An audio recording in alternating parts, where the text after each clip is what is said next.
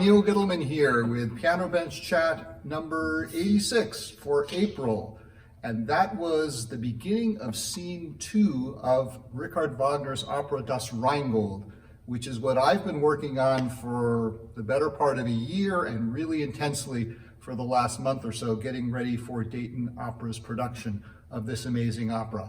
And that was the Valhalla motive, representing the beautiful, wonderful castle that the gods are building for themselves, which is the thing that causes this whole long story to begin. How are you going to pay for your new house? It's a wonderful, wonderful show, and here is my colleague, my partner in crime, and my dear friend Kathleen Clawson, Artistic Director of Dayton Opera, who is the stage director for this production of this amazing opera. Welcome to the Piano Bench Chat. Thanks, Neil. Thanks for having me. So you say the theme, that's what we call in the business a leitmotif. They are snippets of music that are foreshadowing of something happening about a character or for a character, and even for objects in the opera, there are leitmotifs. So this is the one for Valhalla, and there's, how many do you know? There are a gazillion of them. A gazillion. But you heard it here. You've all heard a leitmotif. I mean, you know this leitmotif.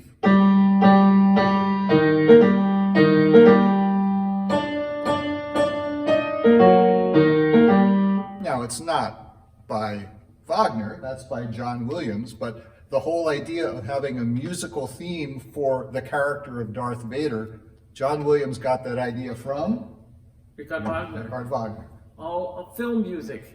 We owe what we now know as the great film scores in part to Wagner's, the changes, the innovations he made in music.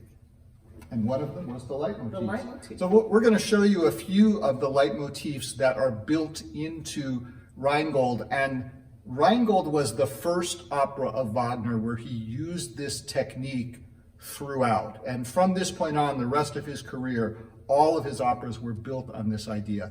And if you're wondering, what's, well, a motif? Okay, we know what a motif is. It's like a motive or a theme. What's a light? Light is German for lead. So these are like lead motives of the music. And I don't know, because we're stuffy, we don't call them lead motives, we call them leitmotifs. It sounds somehow more shishi. There you go. So where does our story begin, Kathleen? Our story begins deep in the depths of the Rhine. In the Rhine. And this is the leitmotif for the Rhine River.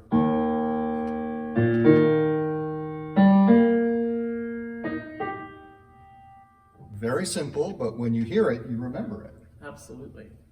And inside the Rhine, in the water, is Das Rheingold, the gold gold of the Rhine. And that theme is this.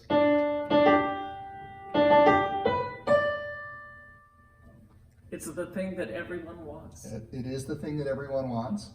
And the story gets pushed forward when, we don't want to give away too many spoilers, but the ring gets stolen, and the person who steals it forges it into a ring which gives them total power. Yes, the gold. And the ring, of course, has a motive too. It's a little hard to play with this big ring on your finger, but the ring motive sounds like this. And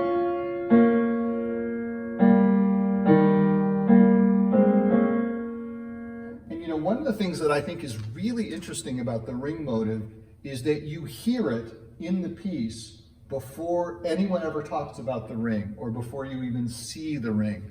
It's there throughout, lurking in the background, which is an example of how Wagner uses it. Not just, there's a ring on stage, so we hear the ring motive.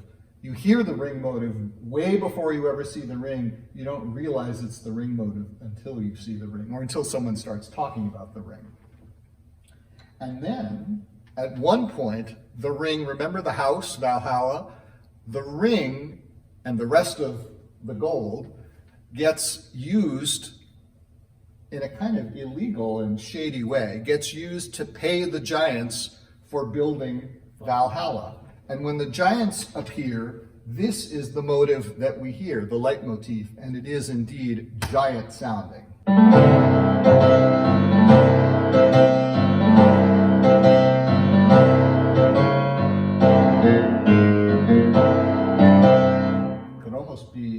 Darth Vader. It's true.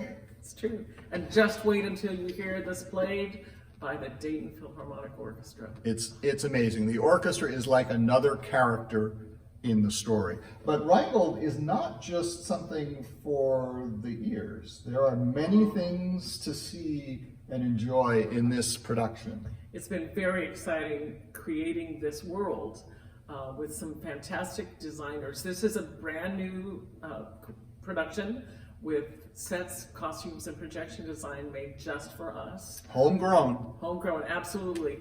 The costume designer is Catherine Rowe, and her costumes are absolutely spectacular. Breathtaking. I really expect to hear some gasps in the theater at certain moments in the piece. Really spectacular. And we have our set designed by our Dayton own Pamela Varnway. She's created a spectacular world. And then for the first time ever, we have a projection designer. His name is Daniel B. Chapman. And the projections are going to be so exciting. Now you're going to have to wait to see those until you're in the theater. But I for one, I can't wait, like the opening scene in the Rhine, how the projections are going to create the shimmering, it's going to be amazing. People are going to be reaching for their life preservers during that scene, I think. Well, this is the other thing that Wagner was known for, is that he wanted what he called a Gesamtkunstwerk, a complete, total work of art that used drama, poetry, music, and design to tell the story in a seamless, sort of what we call through composed way. It's not like the old days of opera where somebody talks a little bit and then they sing arias. This is not how this is done. And for me, it makes the story go really fast. Right. It really is like the same experience we have nowadays when we go to the movies. Absolutely. And I've been telling people, if Richard Wagner were alive now, he'd be working in Hollywood. He'd be like James Cameron, creating these incredible worlds. And he'd be writing the script, he'd be the director, the producer, the cinematographer, the costume designer, and the composer. And everybody probably conducting the orchestra. And probably conducting the orchestra, and everybody would hate him, but it would be the most amazing thing you ever saw. Because part of the Gesamtkunstwerk idea is he wanted this all to be in one piece, and he wanted control over every single element. Well, I'm not going to say that that's me, but it has been really exciting, thank you, to be able to have my artistic vision realized on stage. It's pretty exciting. It doesn't happen that often, actually. So it's going to be an amazing production of an amazing opera, and I hope you'll be able to join us for Das Rheingold. April 14th and 16th at the Schuster. It's going to be great. Have a wonderful month, and I'll see you next month for the next Piano Bench Chat. Kathleen, thanks for joining us and being our first ever live Piano Bench Chat guest. Bye.